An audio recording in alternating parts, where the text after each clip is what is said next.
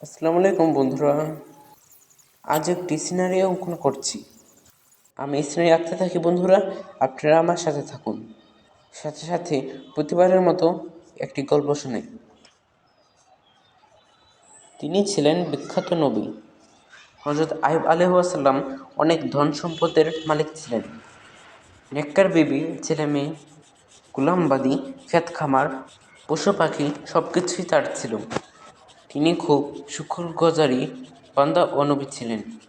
তিনি সবসময় আল্লাহর ইবাদতে মগ্ন থাকতেন। ইব্রাহিম আলাইহিস সালাম শরীয়ত মোতাবেক চলার জন্য তিনি লোকদের দাওয়াত দিতেন।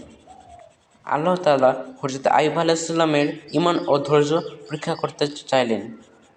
তার ঘরবাড়ি, দালান কোঠা, ফলের বাগান ও ক্ষেত খামার পুড়ে গেল। পশু পাখি মরে গেল। তার 7 ছেলে 7 মেয়ে সকলেই মৃত্যুবরণ করলেন। বন্ধু বান্ধব সবাই চলে গেল। তিনি কঠিন রোগে পড়লেন।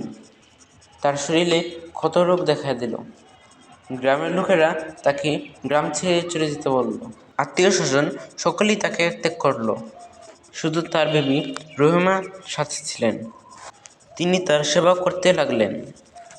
বিবি রহিমা গ্রামের লোকদের ভয় আল্লাহর নবীকে নিয়ে গ্রামের বাইরে এক স্থানে আশ্রয় নিলেন।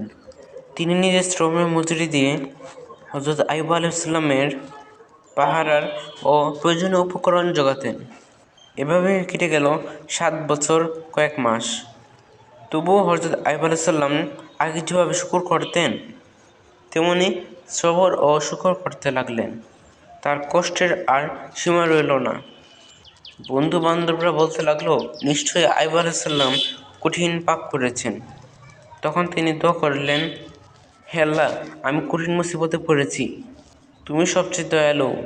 হে আল্লাহ, আমার প্রতি দয়া করো।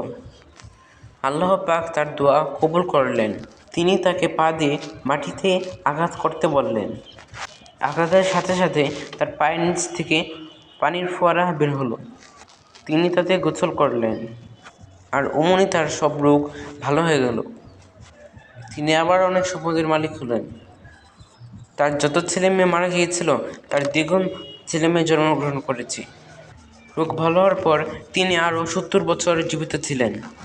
কোরআন শরীফে আল্লাহ হযরত আইয়ুব আলাইহিস সালামের ধৈর্যের প্রশংসা করেছেন। বন্ধুরা, হযরত আইয়ুব আলাইহিস সালামের সংক্ষেপে গল্প শোনাতে শোনাতেই আমার আঁকা শেষ করলাম। এতক্ষণ আমার সাথে থাকার জন্য আপনাদের অসংখ্য ধন্যবাদ। আর আমার অঙ্কনটি কেমন হলো ভালো লাগলে সবাই আমাকে জানাবেন। আমি অঙ্কন করতে করতে প্রতিবারই একটু করে গল্প শোনাই। আমি মেঘ দিয়ে এখন পাখি দিয়ে নিলাম।